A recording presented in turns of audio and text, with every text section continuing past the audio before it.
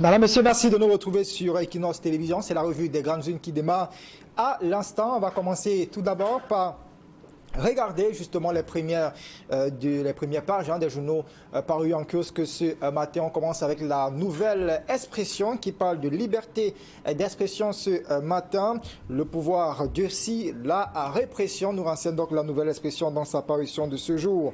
Le journal précise aussi que le Conseil national de la communication exige la suspension immédiate de l'émission 237 Le Débat, présenté dimanche dernier par le journaliste Pierre Laveur-Diomban et diffusé sur Équinoxe Télévision en lieu et place de droit de réponse suspendu. Un acharnement certain, martèle donc le journal dans sa parution de ce jour. Le journal La Nouvelle Expression qui parle également de malgouvernance, 68 DG et DGA illégaux comme les PCA, ils sont visés sur leur siège, loin au-delà des délais légaux, ce qui plombe la performance des entreprises et établissements publics, mais qui sont ces indéboulonnables. Il faudra donc parcourir les pages 8 et 9 de la nouvelle expression en kiosque ce matin. Le journal Mutation ce matin nous demande de ne pas avoir peur. N'ayez pas peur, donc c'est le titre que le journal propose ce jour relativement à la présidentielle de 2025 qui pointe à l'horizon. Dans sa apparition de ce matin, le journal Mutation renseigne justement concernant cette présidentielle de 2025 que c'est l'appel lancé par le haut-commissaire des Nations Unies aux droits de l'homme, à la classe politique et à la société civile suite aux atteintes répétées à la liberté d'expression. Le journal précise également que Volker Turk plaide pour une enquête indépendante dans le Nord-Ouest et le sud-ouest. Le journal Le Jour ce matin nous amène dans le département du Nous. C'est à l'ouest du Cameroun pour évoquer cet affrontement sanglant entre Bamoun et Tika. Le journal Le Jour titre donc le message de paix du sultan. C'est donc la grande une que nous propose le journal Le Jour ce matin qui ouvre également une fenêtre pour parler de ce panier de la ménagère qui est en souffrance avec l'inflation, c'est l'oignon et l'ail qui l'oignon et l'ail, les prix s'envolent, donc nous renseigne donc le journal Le Jour ce matin. Le journal Le Messager, quant à lui, évoque cet état désastreux des routes au Cameroun et donc la colère et grogne du patronat, c'est le titre que le journal propose ce matin. Précisant que dans une lettre de protestation et de dénonciation adressée au ministère des Travaux publics, le président du GECAM est acèbre et révolté par la dangerosité et le naufrage catastrophique des principales routes du Cameroun, notamment la nationale numéro 3, principalement le tronçon Edea-Douala et bien sûr la numéro 5, principalement le tronçon Douala-Bafoussam. Nous renseignons le journal Messager dans sa parution de ce jour. Le journal Éco-Santé, en kiosque ce matin, évoque cette distinction. C'est Bernard Agbo qui reçoit le prix de Outstanding Contribution. Et donc c'est la une du journal Le Quotidien Éco-Santé en kiosque ce jour. Le journal L'économie parle de la CCA Bank, la digitalisation au cœur des performances. Le journal précise qu'au cours de l'année 2023, l'encours des dépôts de la banque a augmenté.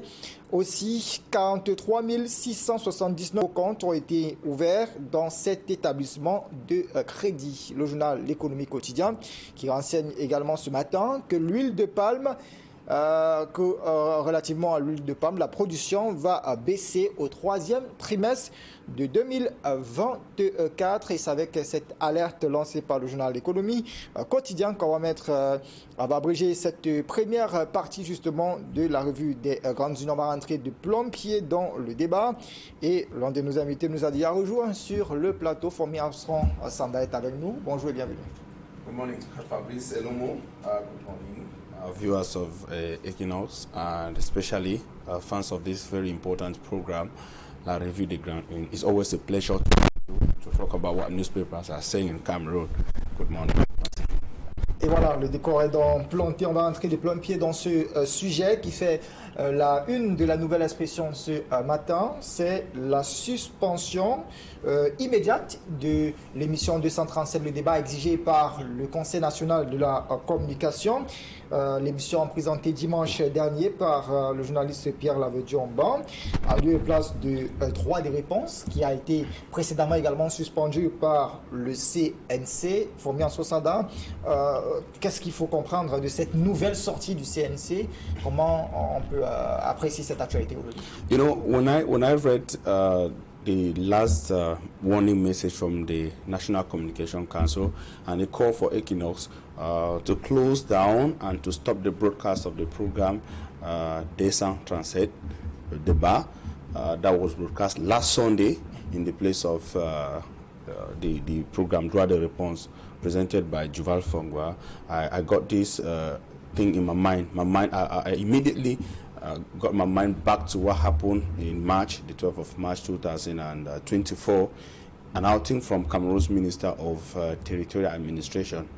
That outing from Minat Boss was directly or clearly directed to opposition political parties, but behind it there were elements to prove any other person who was critical in his thinking that it was the objective behind was to silent voices or to try to press people ahead of the presidential election 2025 in Cameroon. I'm not the only one saying it, or I'm not the one saying it.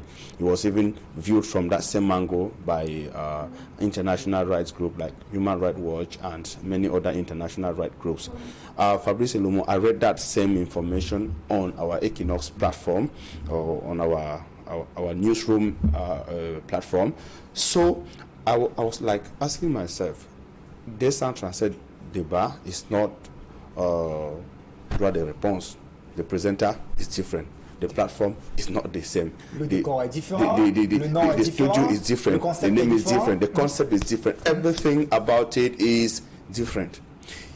Is the minister, or say better still, the National Communication Council coming for a total close down of programs on Équinoxe on Sunday or on Sunday afternoon, or their objective is to target a journalist and a program that is viewed as not being ethical in the way of presentation and even in the coordination of guests, as they said in the initial outing that suspended Juval and the program for 1 month.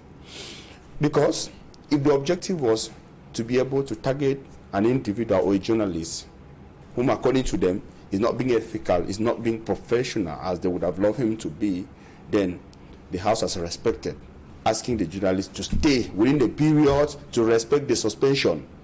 We are in Cameroon.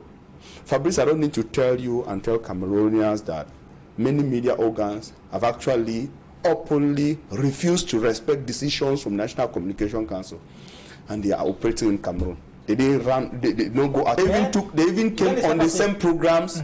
They even came on the same programs and used the same time to send verbal warnings to the president of the National Communication Council.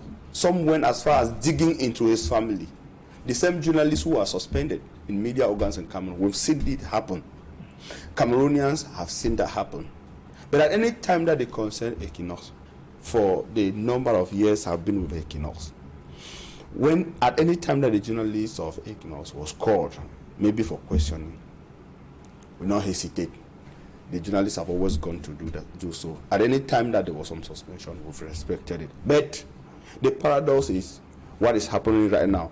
One will think without fear of contradiction or fear of lots of arguments that the objective is to close down Équinoxe on Sunday, maybe in the afternoon, so that other people, competitors, might have to. Fabrice, let me read this. I was making a kind of liaison between this same outing from the National Communication Council with that of Minister Paul Atanganji on March the 12th, 2024. Minister Paul Atanganji was, in a statement, warned the Alliance for Change in Cameroon. They call this Alliance Politique pour le Changement, APC, and led by Honorable Jean-Michel Ninchou, and the Political Alliance for Transition in Cameroon, Alliance Politique pour la Transition. In Cameroon, the minister said these things were illegal, that he didn't recognize them. To them, they did not have any foundation, they did not have any legal standing to operate in Cameroon, and so what? Everything that was said about it. But that's not the point of interest. Get the reaction of an international rights group to this decision of the minister. This is what Human Rights Watch wrote about the minister. About that thing, about that same outing of the minister, Human Rights Watch wrote this, that the government's move, the government of Cameroon's move against this coalition shows how Cameroonian authorities are moving towards closing space, or are moving to close down space for the opposition and for political debate ahead of the 2025 presidential election in Cameroon. You get something there, political debate. You understand? And you understand that the nature of this program, quite a response, most of the time is about holding power on the table, the media being the food estate, holding power to question on just how things are managed politically in Cameroon. And when I listened to the minister, I immediately laughed. When I listened to the decision from the National Communication, I got it, I immediately laughed out, and I thought of this same outing. And the right group saw it coming. That as we're moving towards the presidential election in 2025, possibly another elections, there are possibility of closing down political debate on platforms like like this, and other platforms. So these are things that are possible, and are things that we should expect more. And the foundation is not because a particular journalist is not being professional per se, but the intention is to close down debates towards the presidential election, like trying to silence Cameroonians. Alors, vous l'avez évoqué également, ces réactions pour la Tangadi, le ministre de l'administration territoriale, qui s'était prononcé sur le cas du FCC, exactement. Justement. Et quand on regarde également cette nouvelle sortie du CNC qui vient suspendre d'abord droit de réponse, ensuite 237 le débat, tout récemment encore on a vu ces sorties du préfet du Fundi, parfois dans d'autres localités, même dans certains villages, il y a des chefs qui ont pris des décisions comme quoi on va exclure toute personne qui... Yes, exactly. Qui venait justement à exercer des écarts de comportement. Comment est-ce qu'on peut mettre ça? Dans quel cadre est-ce qu'on peut inscrire tous ces faits qu'on observe actuellement? I think it's fear. You know that I think that it's fear, and when you've got nothing to hide, you will not be afraid to give people time to scrutinize you. You will not be afraid. You will not be afraid to allow people to go in to check. And you understand that the media is the watchdog of the society. That you know already. As a food estate, the role of the media is to be able to look at things, how things are being managed in the country, and to shout out, to back. When I say a watchdog, the dog barks when things are going wrong. That's actually so. And now, seeing this, some senior administrators, like the very controversial outing of the Emmanuel, the senior divisional officer for the Fundi division, with all what we've seen from the boss, we've talked about the outing of the Minister of Territorial Administration. It boils down to a single thing. I want to tell you, I want to read out something again that was written by some respectable international institutions, and this was a report that was forwarded by the Committee to Protect Journalists, also wanted by the Committee to Protect Journalists to the United Nations in collaboration. They forwarded this in collaboration with the Freedom House and the Committee to Protect Journalists and the American Bar Association. It read that Cameroonian journalists are facing later threats and false legal charges as they pursue reporting in the midst of Cameroon's Anglophone crisis and other challenges in Cameroon. As in, they did their report, their review on just the level of freedom in Cameroon, press freedom and freedom in Cameroon. Their conclusion was that Cameroonian journalists, including you and I, are being threatened, and we are faced with threats, consistent threats, as we begin to report some very key issues in Cameroon. This same report, as I tell you, it was forwarded to the United Nations by the Freedom House, the Committee to Protect Journalists, and the American Bar Association Center for Human Rights, with support from other renowned institutions, Fabrice Elomo. So these are things that are happening. We know, we've been following up, and you see that they're interlinked. The crackdown on dissent, the crackdown on opposition voices, the crackdown on journalists, the closing down of TV debates, radio debates, voices and all that. The objective is to silence. Mais est-ce qu'on peut être serein, Formule Armstrong, quand on a ces propos relayés par mutation du haut commissaire justement des Nations Unies des droits de l'homme, qui, s'adressant à la classe politique et à la société civile suite aux atteintes répétées à la liberté d'expression, il demande de ne pas avoir peur, comme on peut voir à titre le journal Mutation ce matin. Est-ce que ça peut rassurer dans ce contexte? It is not really reassuring, because these are words that are coming from an international institution, and in most cases, let me take the case of the armed conflict in the northwest and southwest regions of Cameroon. I want to make an interlink. We've seen recommendations from renowned international institutions that have been ignored, or they were ignored, they are still being ignored by the powers that be. And he came to Cameroon, stayed in Yaoundé, did his observations, did his consultations, and did his conclusion, his statement. He's left. It is left on the government of Cameroon, on the goodwill of the government of Cameroon, to be able to implement the recommendations or not. We've seen the recommendation from the Norwegian Refugee Council. We've seen several outings from the Secretary General of the United Nations. He is the High Commissioner calling for a ceasefire in the northwest and southwest regions of Cameroon. And the situation is what we have now. These things have not been respected. We've seen Human Rights Watch, we've seen Amnesty International, we've seen outings from other friendly countries, like the program that was being organized recently, or announced recently. Some kind of mediation was organized by an institution, a run institution in Canada, with the okay of the Canadian government, but it's been ignored. So what I'm trying to say, in essence, is that most of these international institutions, they have their statements, in most cases, Cameroonians don't feel them. I want to say that in most cases they are ignored. I don't want to weigh them to say that they have no effect on issues in Cameroon or internal issues. But when you want to see, if it was coming from another country, a friendly country, they will say that the country has got no lessons to give to the country, to Cameroon. But when it favors the people with power, they will say, okay, let's copy these good examples to be able to implement. I want to think that he has made his recommendations. It depends on the goodwill of those to implement. They might decide to ignore, they might decide not to ignore. In most cases, we've seen people arrested. We have journalists and many people. We have leaders of the armed conflict in the north and southwest regions of Cameroon. We've had leaders of the political arm who have been detained in Yaoundé Fabrice. Many times we've had calls for their release. They have not been released. They are still there. Nothing has happened to the government. The UN will not come to say, okay, we are forcefully taking these people out of prison.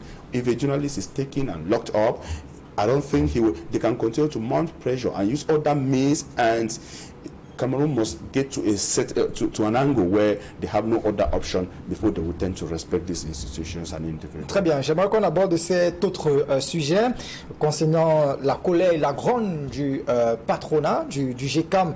Célestin Tawamba, le président du GECAM, a donc adressé une lettre au ministre des Travaux publics, Nous, justement très en colère contre l'état des routes des nationales numéro 3 et des nationales numéro 5.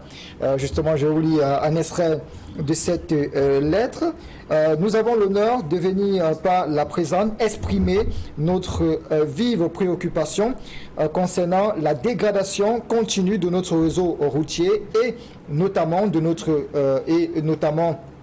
mais sans y limiter l'état désastreux de la chaussée. The outing of Cameroon's Employers Association is timely and is worth encouraging, because people with such power, when I say such power, I say people that are of groupings that are not directly state or public institutions. We've seen them always silent when things are happening in Cameroon. I think the Patrona, as you put it, has a powerful voice in Cameroon. If they have gotten to a point where they want to speak out for Cameroonians, then it's just good, because I've seen the government respect recommendations of the Cameroon Employers Association when it was to come. I've seen the government give them a listening ear. I've seen the government give them a respectable if they are crying out for votes. I think the voice is coming from the right place. It's not left for the government to listen to and bow. Now, I want to come back to just to amplify their call from my angle of understanding.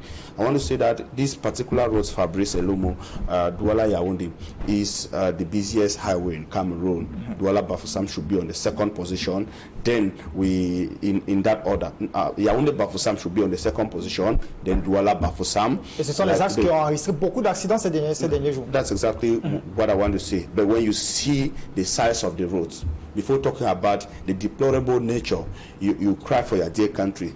Several years after independence, Cameroon is unable to have what the much talked about auto road from between Douala and Yaoundé, a double carriage. Several years after independence, you want to do a comparative analysis. You want to look at Cameroon. Cameroon is at the same economic perception index with a country like Ghana. We always want to measure shoulders with Nigeria. You want to measure shoulders with Côte d'Ivoire, and so on. Countries with the same economic potential. When driving from Abidjan to, you are in Côte d'Ivoire. Tout à fait. Driving from Abidjan to Yamoussoukro, or driving from Abidjan to Yamoussoukro, or from, say, Abidjan to